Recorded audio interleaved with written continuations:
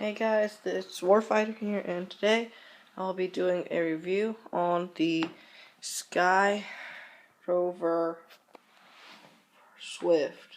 Okay, so this here is the controller. As you can see, it's got a simple spring pullback remote. It pulls itself back like that.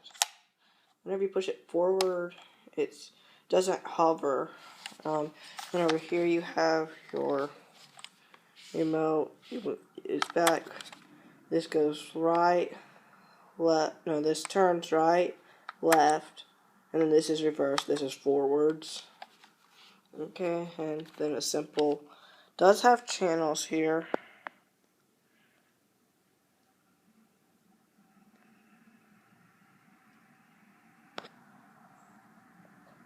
As you can see there, A, B, and C. I use A since it's the first one, but then, yeah, it got channels. And then yeah, it runs on red, the red stuff, whatever it is.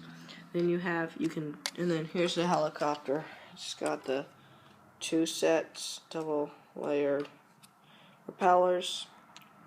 And then it's got a sci-fi duck with an LED light there. You can't turn it on and off.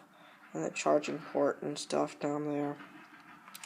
And then you can either charge it using the charger that it comes with in the remote, or you can use the USB one. I use the USB one because it charges faster.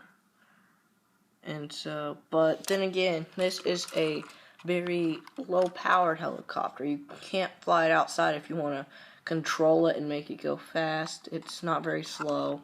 I mean, it's sort of fast whenever you're outside. So, yeah, now time for the flight. Here's the flight. Pretty steady.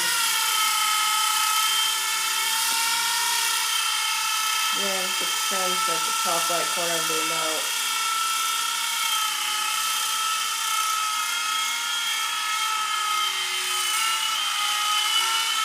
From Walmart. This one's $30, I think.